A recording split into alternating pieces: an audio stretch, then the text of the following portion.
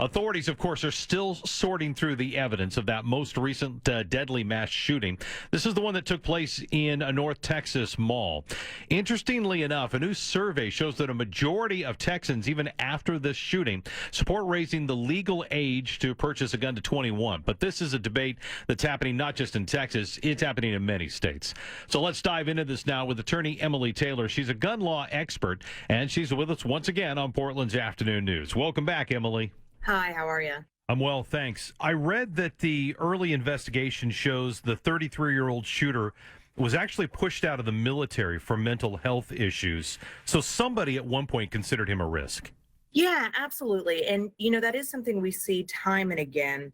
We see persons who have issues in their background which do not rise to the level necessarily of denying them their firearms rights. I know that upsets a lot of people, and it does create calls for change because we have lines in the sand that we draw when we take someone's constitutional rights away. Sometimes you fall short. Like or dislike the idea of raising the gun purchase age to 21, I don't personally see how that would have stopped this shooting.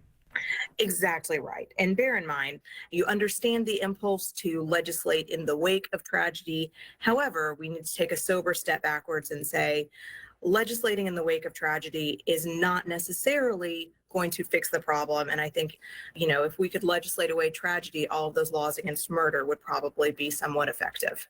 Today on Portland's Afternoon News, we're talking about gun laws. This in the wake of another mass shooting. This one took place in the Dallas metro area. We're talking with a Second Amendment issue expert. Attorney Emily Taylor is with us. Emily, some are saying that the answer obviously is to take guns away from everybody, while others are saying, you know what, we're never going to give up our Second Amendment rights. Is anybody talking about a realistic way to keep people who should not have guns from getting them? When we're taking someone's constitutional rights away from them, we draw very distinct lines, and that generally is criminal conviction or adjudication of mental illness before a court of law in front of a judge.